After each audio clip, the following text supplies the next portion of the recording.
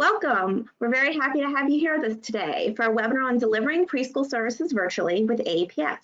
I'm Amy Klaus, Marketing Manager for Early Childhood Products at Brooks Publishing, and I'm very happy to have Dr. Jennifer Grisham joining us again today.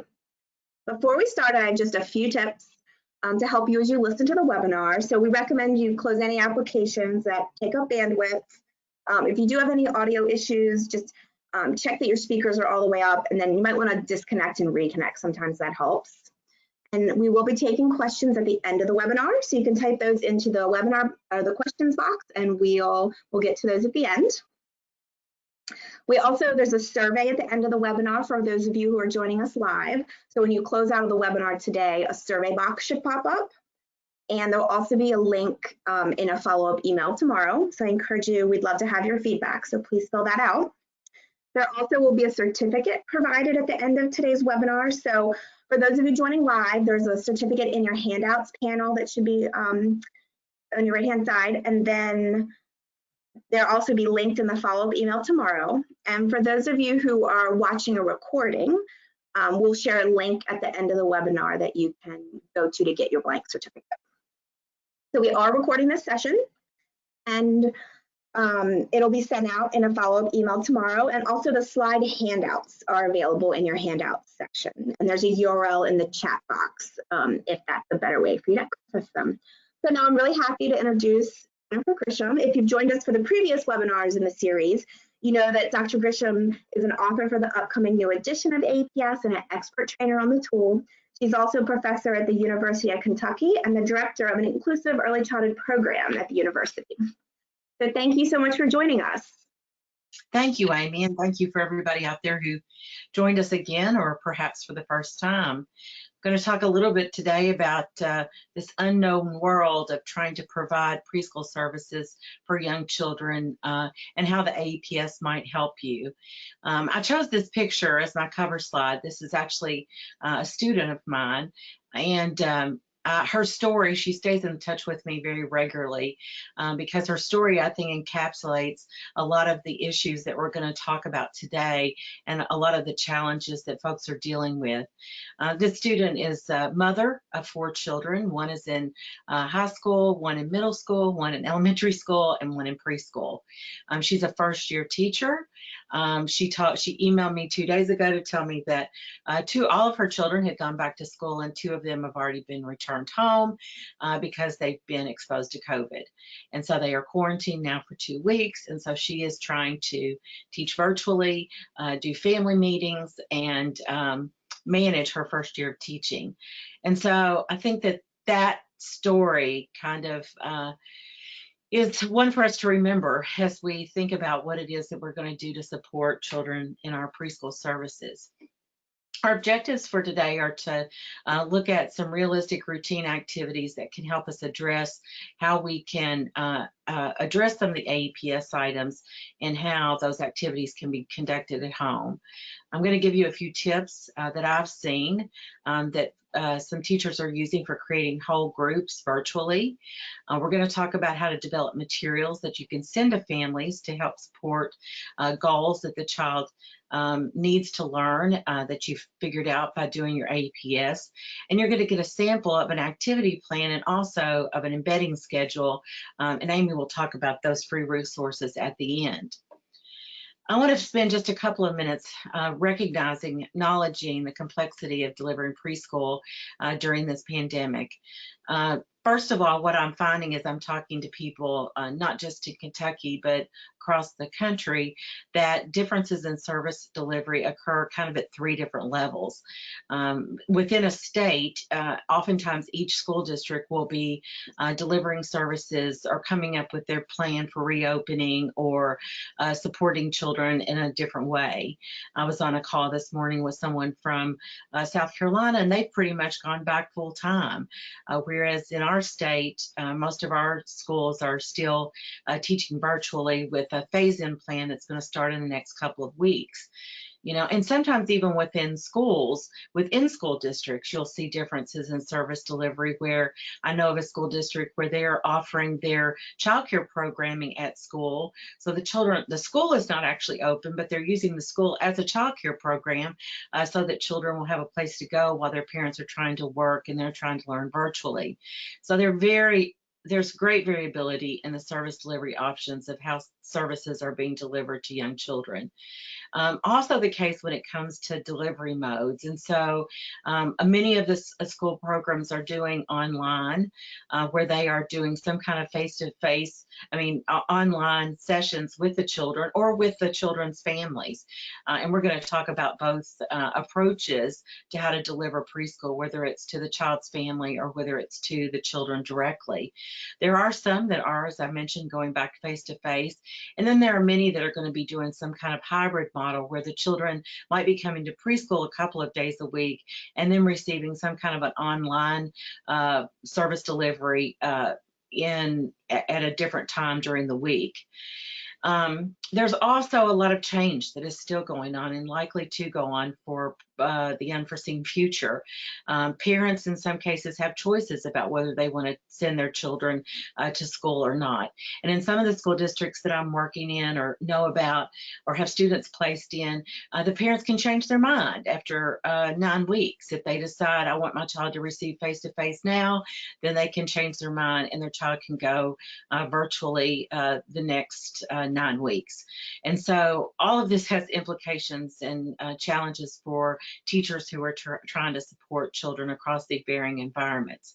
Everything, of course, is dependent on infection rates. And so just as my student has acknowledged in her own family, as COVID cases present themselves in schools, oftentimes individual classes or whole schools are closing down because they're having high infection rates. And so that makes it very difficult for teachers who are trying to develop a program with some continuity for the children when those things are happening. And then staffing. In our own school where I work right now, we've had folks within the school who have been exposed to COVID and have had to be quarantined for a period of time. And so staffing changes and makes it difficult for those who are administering programs. And so my icon here on this slide, I think, is how we're all kind of feeling now, which is, just completely challenged by what we're living in and how difficult it is right now to provide consistent services to young children in preschool. So our primary questions that we're going to look at with this is, how do we support families to support children's development? And in many programs, this has been the emphasis for how preschool services have been offered. We see this, of course, in early intervention for folks working with birth to 3, where primarily they're doing a model that looks very much like telehealth, where all of their intervention services are delivered to families in their home, as opposed to doing home visits or visiting children in childcare. So we want to acknowledge that and think and recognize that there are some programs where that's the model that they're using for preschoolers as well. And then the second question then is, if we are interfacing directly with children, how do we use technology to teach those children in some kind of a face-to-face format? So let's talk about working with families a little bit. First of all, and this really goes of whether or not we're working individually with families or if we're working with the children of these families, because oftentimes if we're going to be doing an activity with the child, then the family member is, of course, going to be there. And so we have to think about what kind of technology they have available to them and whether or not they have good internet connection. I know that in my own home and in the home of many of the folks that I'm aware of, where they have 2 or 3 or 4 children that are all in different schools and they're all online at different times, that it challenges their internet connection, and sometimes their connectability is not what it would have been if there weren't so many people that were trying to get online. So we have to think about that. We also have to think about the experience of the caregivers. And I recognize, as I'm sure is the case with you all, that there are many, many, many older people, which I now fall into that category, who may not have the experience that younger families or other people have when it comes to using lots of different types of technology. A friend of mine, her grandson has been living with her during the week because he's been going online to school while she is working, and she's having to learn how to do Seesaw and Google Classroom and Zoom and Teams and and Dojo, all these different apps. I'm not sure why it's necessary for schools to challenge families that way with having to learn so many new things right now. But the experience of someone who, and how much they know about technology is really something we need to consider before we start, throwing a lot of new technology at them and a lot of new apps and a lot of new programs. Devices. In some cases, the families may only have one device in their whole household. And so making an assumption that they have a laptop and they have a desktop and they have an iPad and they have an iPhone and all of those different things is probably not appropriate. In some school districts, they are offering Chromebooks or iPads to even preschoolers. And so you might, check in working with families and see whether or not they have access to those devices or not. And then families, of course, have got competing demands. Many of them are working at home. Oftentimes, both parents are working at home if there are two parents in the home. They often have other children that are in the home that maybe, have their own classes and their own schedule for when they're supposed to be online. And you have to appreciate the fact that it's impossible to look at every family schedule and every family situation, but we should be considerate of it when we're trying to organize and think about preschool activities. And some have additional caregiving responsibilities where perhaps they have, an elderly family member or somebody else that they're taking care of while they're trying to support their young child. So these are just another set of considerations that we have to take into account when we're starting to talk about preschool. So how can the AEPS maybe help you in this? So I talked about this a little bit last week when I was discussing the development of goals, but I think right now it's incumbent upon us to look at the family situation, acknowledge that it's challenging for them, and ask them if there are routines during their day that they're really struggling with that we can maybe help them with right now. So instead of giving them something else to do, starting with, what are the routines that are really difficult for you right now. And so you see a screenshot here of the family report that I talked about last week, where we're looking at different areas that a family might be struggling with. In this case, it might be something to do around meal times and food prep and being more independent during adaptive types of routines.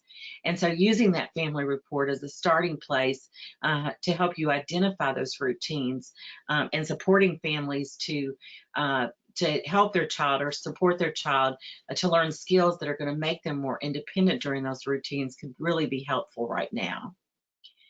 The other thing that you can do when you're looking at the AEPS is to identify the concurrent skills that could also be embedded in that. And so in the example here from the curriculum reference guide, we have Strand A, which is prepare and serve food. And we've got the skills that are pretty clear that you need: using utensils, spreading, pouring, etc. But also looking at what those concurrent skills are that they might also work with during that time. So maybe, for example, a family is concerned about their child's communication skills while they're engaged in a family routine of mealtime.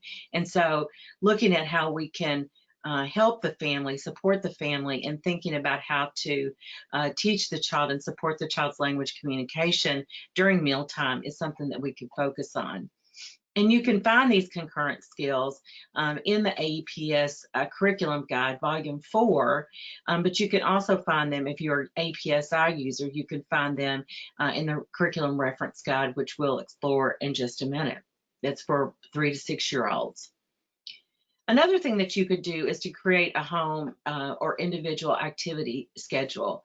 And this example, this activity schedule, I believe may come from the Birth to 3 curriculum. I'm not really sure about that. Amy, you might want to clarify that. At any rate, it doesn't matter because what the activity schedule is trying to help you do is to give you a way of sharing with families how they can embed those concurrent skills or their main goals across the child's day, so that they understand that they don't have to necessarily create new activities when they're trying to work and support their other 3 children and take care of their child that's in quarantine, but that if they look at their schedule across their day and identify 2 or 3 goals, then we can give them some ideas about how they can bed those goals within those daily activities and routines. The activity schedule is something that we've used for a long time in early childhood intervention, and I think is still a very good tool for demonstrating to families how they can support their child's development across the child's entire day. And you all will get, I believe, a blank individual activity schedule that you'll be able to use. And I believe, Amy, that that's going to be a fillable form. Is that not correct? Yes, that's correct. So it's available in the handout section now, and then we're going to share a URL in the follow-up email tomorrow. Wonderful. So that's one tool that you can use in working with families. So there are also within the AEPS 3 to 6 curriculum, there are these curriculum activity plans that you might share with families. And so this is an example of some of the activity plans that you would find if you were looking in Appendix B in Volume 4 of the print material. Acting out a story during laundry, making a sandwich, painting flower pots. And some of these things are more applicable if you're doing it in a preschool classroom. But for some families, they just really want interesting, fun activities that they can do with their children.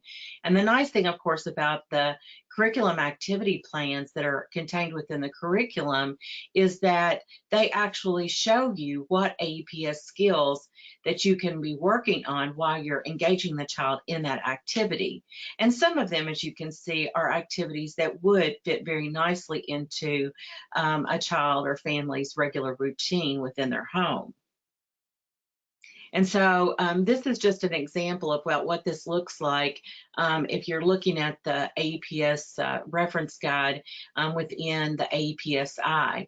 And so with each of these activity plans, what we've got is it tells you what the primary goal is that we're working on here.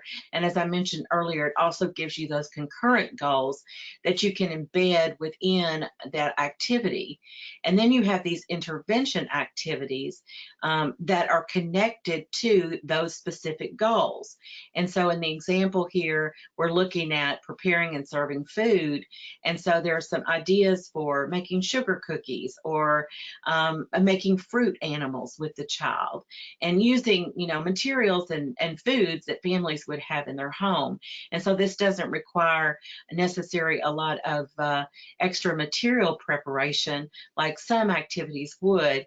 And families oftentimes like to do activities with their children around cooking. And so this gives them some ideas, but also connects back to specific activities or specific goals that they may be concerned about for their particular child.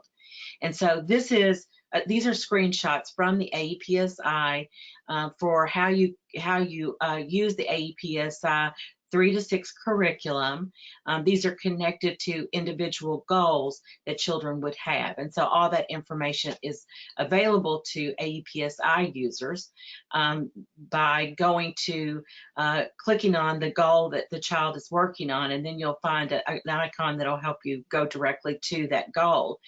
For those of you who are AEPS paper users, print users, you can find all of this, of course, in the 4th edition of the the 4th volume of the AEPS. So here's an example of a planned intervention activity. getting us, and you're going to get a free sample of this. If you don't have the print or you don't have the AEPSi, and this one is making a sandwich. And we picked this one particularly because we thought that this might be an activity that you could share with families that would be something that they could actually do with their child at home. And so for each of these planned intervention activities, it gives you the materials that you need to do the activity. So again, very simple materials that family often have peanut butter and jelly in their home, and they have bread. And then it tells you how to arrange the environment so that the child can be successful doing the activity. It gives a description of the activity, and then how you sequence the activity for the child, and then how you end the activity. And so this is, it goes all the way from setting it up all the way to the cleanup of the particular activity. And so this is really simple to understand, and something that you could share with families if they're really seeking out some planned activities that they can do with their children at home. So whether you've used an embedding schedule, or you've used the intervention activities, or you've used the planned activities, regardless of that, you may also, as part of your preschool delivery, you may be engaged in virtual coaching with the families. So there are many coaching models that are out there, and I'm just sharing a few very simple ideas about this. You all are probably familiar with the work of Dathan Rush and Sheldon, who I think are going to be doing a webinar for Brooks in a couple of weeks, and their coaching model, which often focuses on birth to 3, but is applicable in this situation. And of course, there is practice-based coaching, the coaching model that's used as part of the pyramid model. And they've all got very specific tests, very specific steps for how to implement it. Right now, I'm not sure that we're all in a situation where we can very quickly get up to speed on being the perfect coach. And so what I've done here is just to provide you all with some simple guidelines that I've used in some of the work that I've done around coaching families and caregivers. And so to do this, the first thing that you would do is to observe the family on FaceTime or Zoom or etc., Google Meet, whatever you're using, or have the family videotape themselves implementing the activity with the child. And one of the things that we found, and I'm really trying to support our preschool that we have in Guatemala right now, and even families there in a very impoverished community, they all seem to have access to phones, and they all seem to have access to at least minutes for internet access and that sort of thing. And so oftentimes families here will have access to some kind of device that they can record an activity on. And so you can have them record that activity or do that activity with you live.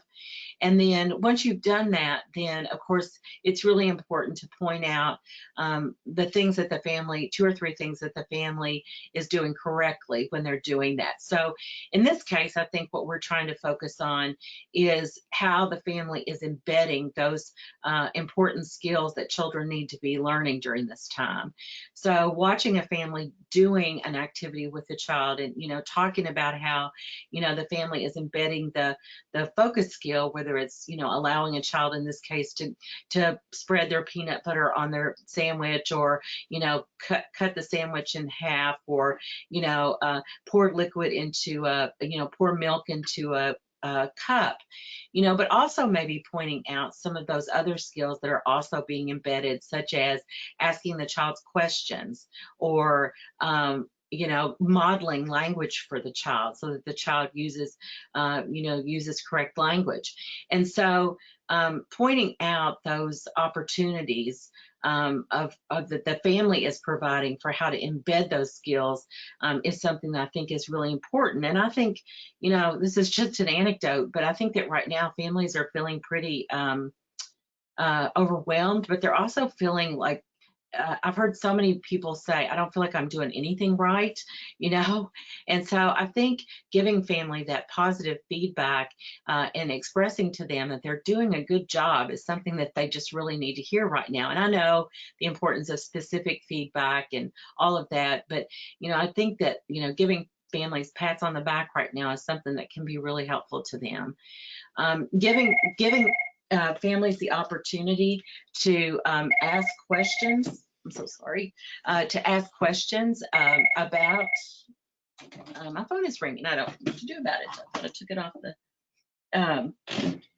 Ask questions about anything about the routine. So they may have, questions about how to extend the activity beyond what you have provided for them. They may have questions about how to embed those skills into other activities. And so answering those questions is something that I think is very important. And so also giving them novel ways to embed concurrent skills into new routines. And so expanding their learning beyond what they're already doing is something that you can do as part of that coaching session. And this little outline or this little process of doing coaching is something that we used in a study that we did with our caregivers in Guatemala at our orphanage. And it was amazing how quickly the caregivers acquired new skills and how efficacious they felt because they were getting positive feedback from people who were teaching them those new strategies. And so I really highly recommend that approach right now, especially when families are struggling with feeling efficacious about how they're working with their young children. So turning away a little bit from the families, I want to talk about some considerations for teaching preschool virtually. And here I'm talking about where we are actually engaging children with technology in some kind of a format. And the first thing that I want to really point out are some of the recommended practices that we have to keep in mind whether, when we're doing this type of service delivery. And the first is to remember that we do need to support families in remembering that it's important to limit the use of screen time with their children, which I know is a challenge right now for so many families. But right now, currently, the American Pediatric Association is still saying that children that are in this age group should be spending no more than about 1 hour a day on a screen. And if they're under 2 years of age, they shouldn't be receiving any screen time at all unless it has something to do with video chat or FaceTime or something like that.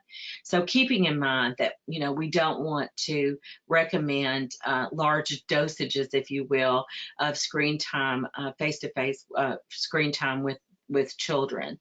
The other thing is, to the extent possible, we need to provide or ensure somehow that children have access to hands-on materials while we are engaging with them. And so we're not just sitting there like I'm doing with you all today and talking to them and being a talking head on a particular session that we might be doing with them. Giving children opportunities to respond, I think, is also, it's a recommended practice all the time, but it's also very important right now, I think, with the children that we're working with. And so I'm going to be talking about strategies around, how to do circle with time or morning meeting with children or doing movement and sing-alongs with children. And so all of those give children the opportunity to respond and to interact with one another, which I think is so important right now with children. I know in the spring when we first started doing our Zoom sessions, I think most of the time was taken up with children just interacting with each other and just being glad to see their friends again after such a long period of time. And so that may be all you do for the first couple of sessions. And then, of course, involving families. And our teachers did a really great job of, each week, you've all heard in preschool, we often have the mystery reader. And so on some of our Zoom sessions, our teachers were inviting the mystery reader, which was a family member, to come in and read to the children as part of a large group activity on their Zoom or a session. So getting families involved in somehow is is something that I would encourage you to do. So when we're planning for some kind of a virtual meetup, if you will, with young children, we need to be thinking again about what we're going to teach. And so because of course we're focused here on the AEPS, I think it's really important for those of you who are AEPS users who use the AEPS as the foundation for your curriculum, who are using it because it connects to your early learning standards, that when you are planning these types of activities, that you need to think about the specific skills that you're going to be teaching while you're doing a given activity. I think you also need to think about when and where you're going to teach. And so is this something that you're going to do from your classroom? There are many schools that are requiring teachers to come back to their classroom and do the virtual teaching from their actual classroom, or is it something that you're going to do from home? And that has different implications for how you set up the environment around you. You saw my student earlier. She has like a little mini classroom that is surrounding her. And so where you're going to do that, you know, is something that I think that is very important. And when you're going to do it, you know, what are the times a day? You know, perhaps you want to do a survey with families and ask them, you know, what would be the best time when your schedule is as clear as it's going to get, so that we can connect with your children. You know, and I think also, I might say, giving families permission to not participate.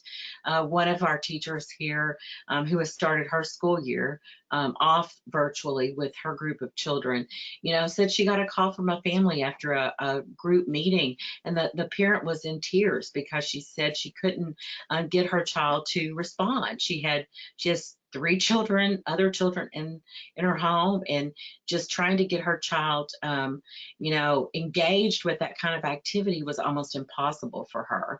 And so asking families about when might be a good time, and also giving them the chance to just not do it at all, is something you might consider.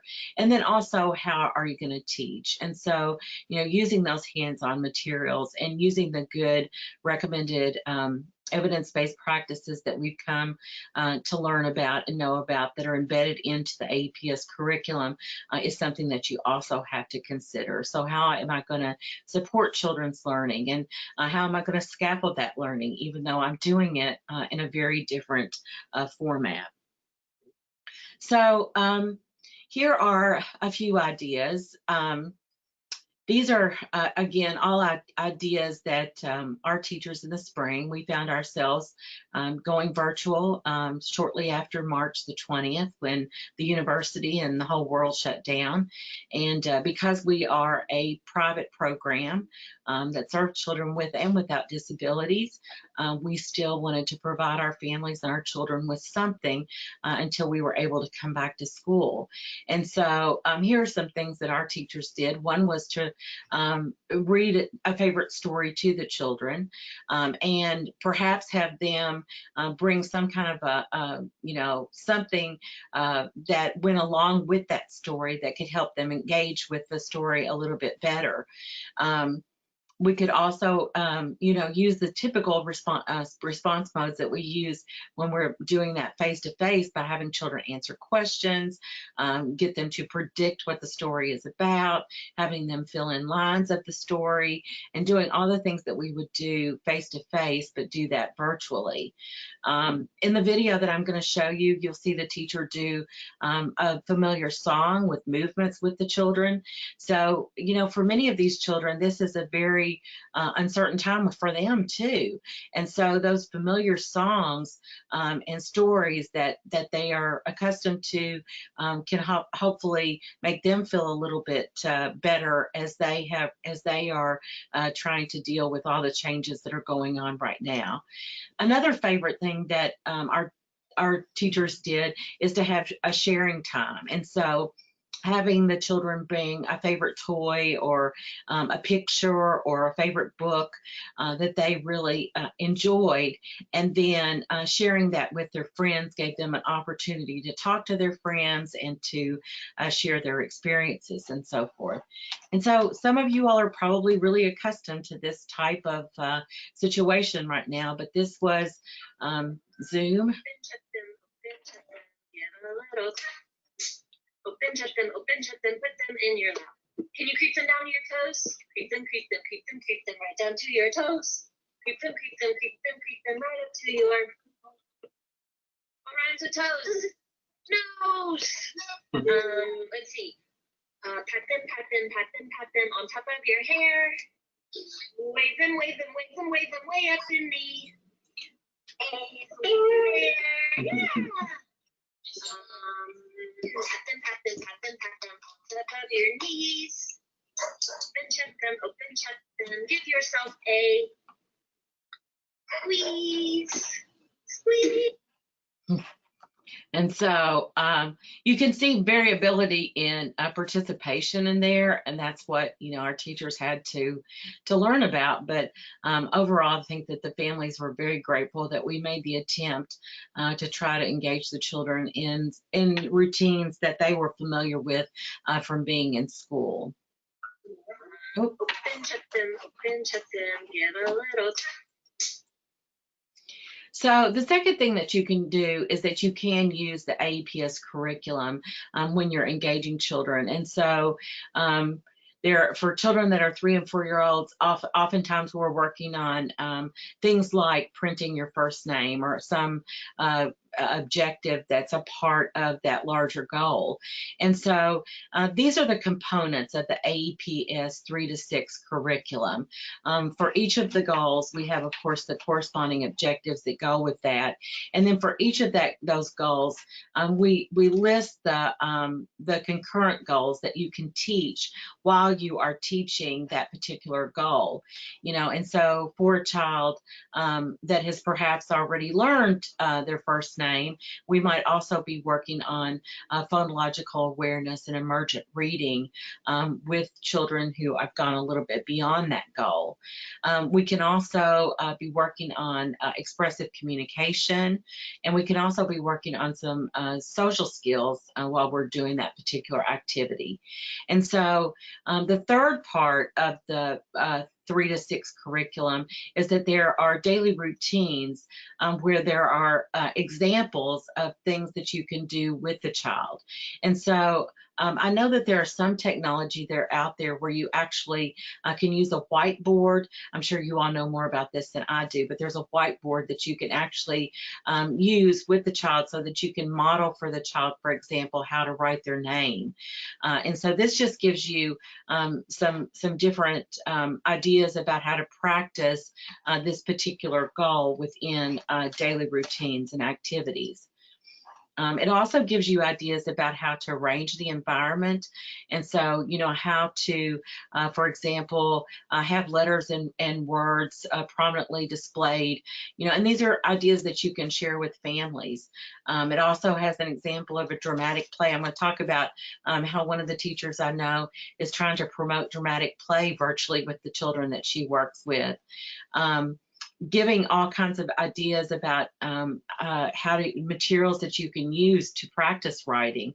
And it also gives adaptations for children who have a variety of different disabilities. And so you'll see in here adaptations for pre-writing for children who have fine motor difficulties, for children who have other motor impairments, for children who have visual impairments. And so within the environmental arrangement, it shows you how you can adapt this particular activity for those children. And I might say that the activities within the AEPS curriculum could be done with children in a large or small group, but they could also be done with children individually. And so each week our teachers offered some large group opportunities, but they also attempted to connect with children individually who, for whatever reason, could not participate in the large group activity, or whose parent really needed them to have some kind of an individual lesson, if you will, with the teacher. And then the last part of that is that there are these intervention activities that give you ideas about how to practice that skill. And so you see pudding painting here, or other types of substances that you could do print letters in, or to use sand print names. And so most of the activities within the curriculum don't require a lot of really fancy store-bought materials that you have to use. They're things that a family could, for the most part, will have in their home, although that's not always the case. So the AEPS curriculum gives you lots of ideas of kind of where to start, but also, more importantly, it connects it with those particular goals that children perhaps need to work on at this particular time in their lives. The other thing that we've done is that we've developed material packets for families. And so a lot of the pictures that I'm going to show you here are actually come from the school that I helped start in Guatemala, the preschool there. And I'm so pleased with the work she's doing there, because I know that she's working with families who have few resources. And so she's really using low-cost materials in the activities that she's developing. But also the pictures that you see here are pictures that the families have shared with her to demonstrate how the children are enjoying the skills. We also did material packets here at our school, and I know there are many other large school districts who are sending material packets to all of their children, and they can be assembled around a number of different ways. First of all, it could be a topic that is of interest to the child or to the group of children during that time. We also assembled them. You could also assemble something around a goal or a concurrent set of goals. And so going back to the set of activities that I just talked about a minute ago, where we're looking at pre-writing, you might have a packet put together where you put, a little bag of sand, or you put, some Play-Doh, or things that children can use to shape letters, and send those home with families, get those to families. So that they can do those activities with their children at home. We also assembled activities around storybooks that the child might have in their home. There are some storybooks that you can now download if families don't have access to print materials, so that you can do it around that as well. And then around various types of activities. And so one of the things I've been so pleased with in watching Ms. Delmy's progress in Guatemala is how she's even thinking beyond just paper pencil kinds of tasks, but also looking at how children can create items that can help them in their play skills. Families are delivering these, or teachers are delivering these directly to families' homes. I am friends with the preschool coordinator here in our rather large school district, and she told me a couple of weeks ago that she and her family were delivering like 600 packets to preschool families all over our city over the weekend. And so that is something. It is time consuming, but it is something that some school districts and some schools are doing. You can also, if it's simple enough materials, you could send them by email, which is what this teacher is doing in Guatemala. And then I think you should use this as an opportunity to get feedback from families that can be used for some of your progress monitoring, whether it's having a conversation with a family about how children are enjoying the activities, or gathering pictures and videos of the children engaged in the activities and routines. So I mentioned that one of the things that we did is that we developed some sets of materials around books. And so this is well, I'm trying to think of what the name of it is in English.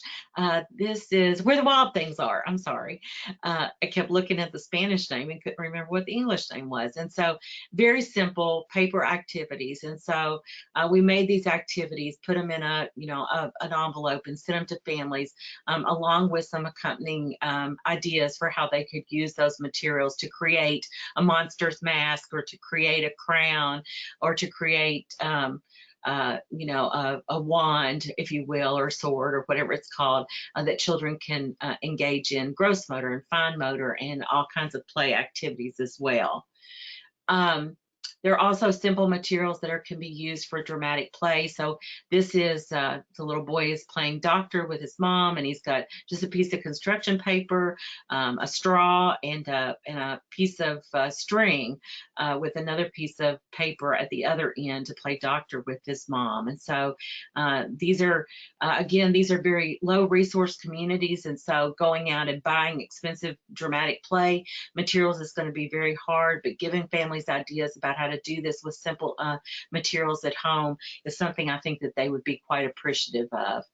I love this picture. So the teacher sent the pattern for doing for fixing a spaceship, but then it looks like this family, I'm not sure exactly what they used there to make this, but it looks like a box that they used with some kind of a piece of tubing so that they created a spacesuit for their child. And so we all know how children love dress up time. And so, given some of these ideas and in looking across the class for her, in some cases they're just using a mask, and in other cases the families are doing much more elaborate costumes. And so I think it depends on what resources they have, but using very simple materials. And then here's a slide of what the family gave back. And so in this case the families were provided with some Play-Doh, and so the family took a picture of their daughter spelling her name out so that they show evidence of that pre-writing skill. So I hope that this gave you some real ideas about how you can connect with children and provide services to them in a meaningful way as you're trying to, deal with what is a very difficult time in trying to deliver services to children. So in conclusion, virtual preschool doesn't mean that you should forget your recommended practices for young children, and we want to try to continue that as much as possible and not try to revert to the type of classroom situation that we're seeing for children that are in K-12 programs. Involving families is going to be essential, and always remembering their competing demands and give them kudos for their attempts to try to engage their children in this challenging time. Giving them some simple supplies to help them implement or give them ideas where they can use materials that are part of their routine is something that's very important. And remember that the families can provide you with feedback. So as you are trying to figure out how you're going to collect data on children's progress, that you can use some of that information in demonstrating whether or not the children have made progress or not. So, Amy, I think that probably my time is very near to being up. So I'm gonna take it back to you, and we will see if we have any questions. All right, thank you so much, Jennifer.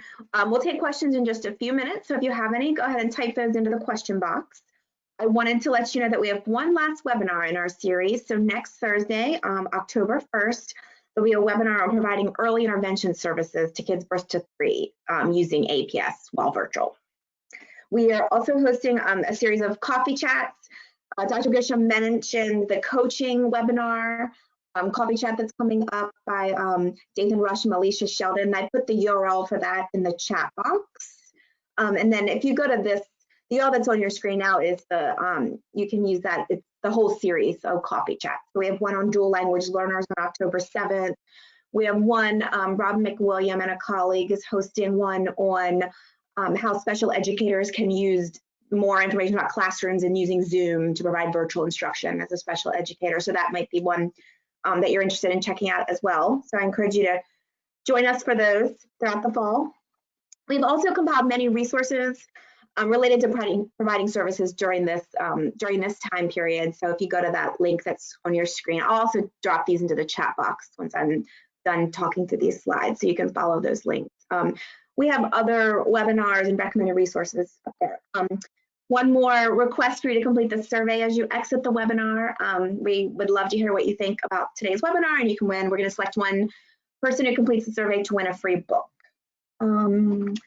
And the next slide, I believe, has the URL. Yes, so if you are watching the recording, go ahead and pause it now, jot that URL down, and that's where you'll get your certificate that you can download and then it's a fillable form. You can put your name in. For those of you who are listening live, you can go to this URL. You can download it from the handout section, or it'll be linked in your follow-up email tomorrow. Okay, so now we'll start taking questions. Let me open up. Let's see. So I have a listener who's saying, currently using an AEPS presentation PowerPoint for her students. I think she's probably a professor. A couple slides have video tour. Where can we find these videos? I'm not certain which PowerPoints that you're referring to. So if you could type that back in the question box, if it's a little bit more detail about, there is an AEPSi video that's available on the AEPS website. I'm not sure if that's what you're referring to, but that would be helpful. Let's see. Any other questions?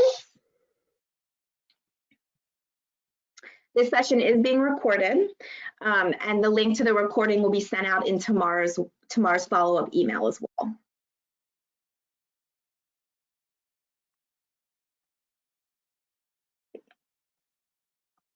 Okay, it looks like the listener, yeah, there is a tour of AEPSi on aepsinteractive.com. So you can watch, I think it's maybe a 30 to 45 minute video that talks about the interactive system. So that's the system for where you can manage all of your AEPS data electronically and run reports for children, do OSEP reporting. And yes, all of the webinars have been recorded. So if you missed some of the earlier webinars, I'll go ahead and put in the chat box. We have a series, a webpage where all of our series, the whole series, and there's links to the recordings in those series. So I'm going to put that in the chat box now, and so you can follow. So you can follow that, and there are links to the recordings. And when the slide handouts for the webinar are attached on that page too.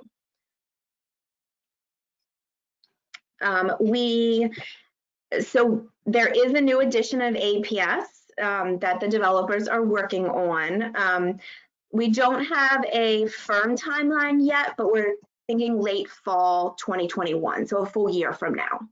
But as soon as we have a firm timeline, we'll be announcing that in the AEPS newsletter. So the best thing to do is to sign up for that newsletter.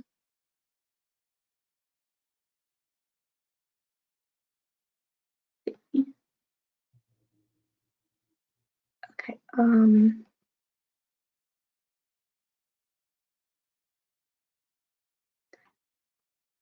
So we're getting some feedback about, a listener loves how the AEPS is structured and how it follows development.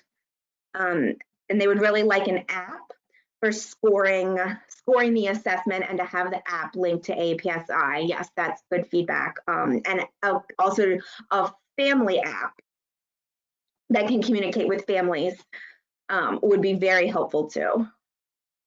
Yes, I think that's good feedback for us as we working on the next edition. Let's see. We have a question about screen time. So Jennifer, when you said 1 hour of screen time, do you mean other than remote class time? If we have to go remote learning, we're being told that we must teach the entire 3.5 hours from our classroom. Wow. Wow, wow, wow. Well, I don't know what to say about that. I think that's going to be really difficult, is all I can say. And I don't think that I mean, I just looked up, in preparation for this, I just looked up the guidance from the American Pediatric Association, because it has changed some over the years. But it is, I was going to go back to my note here and just make sure that I had the exact amount, but it is, it's a very short amount of time that children in this age group are supposed to be getting screen time. And so I don't know what kind of influence that you have on that, but that would be something that I would be concerned about personally, to say that children are going to be on a screen for 3.5 hours. So that's just my personal opinion. And the opinion of the American Pediatric Association. So I don't get this, just my personal opinion. So, and we know that, there are some kids that, they spend so much time outside of school on screen time that, that it would worry me that, that's all they're doing. And I'm just not sure how effective that's going to be. But I also understand that many of you all are working in situations where you have little to no say over what you can and can't do. So. True. Yes, we're having some listeners type in. They're thanking you for your presentation and saying it's very helpful. We have a listener asking about the resources relating to screen time. So that's from the American Academy of Pediatrics. American Academy. Yeah. So if you just Google American Academy of Pediatrics screen time, that resource will pop up, their recommendations. Yeah, and up until a couple of years ago, I know they used to say no screen time at all for children that were under the age of 2, but they have adapted that recently so that to include, because families are dispersed across the country so much that, that screen time that involves engaging with family members through FaceTime or some other kind of, video chat is acceptable to them. Right. We're having some listeners are commenting that there are children on IEPs that they're being required to meet minutes as well as general education, I guess, like special education services minutes as well as the general education minutes. So it adds up. Mm-hmm. Yeah, in a lot of our school districts here, actually what they're doing is that the children with IEPs, especially those with low incidence disabilities, are actually going to the schools in small groups, so they're getting more of that face-to-face than other children are. And that's pretty consistent across a lot of the school districts that I'm familiar with. So, and that, to some degree makes sense, I think. Yeah. Okay, do we have any other listener questions? Let's give a couple minutes. One more thing about that, about IEP, that, the Office of Special Education Programs they have provided some flexibility around service delivery during this time. And so, it might be worthwhile for your early childhood coordinator, your special ed coordinator to really look at that and see if, for example, coaching the classroom teacher is acceptable in lieu of, children being face-to-face and receiving services right now. And so I don't know for sure that that's the case, but I do know that they've allowed for waivers in other areas of service delivery for children with disabilities. And so you might want to look at those on the federal website, the Office of Special Education Programs. Great. Thank you. All right. Thank you so much for joining us. Yes. We really appreciate you listening and coming in, and we hope that you'll join us for our last presentation next Thursday. So thank you very much. And thank you, Jennifer. Have a great rest of your day.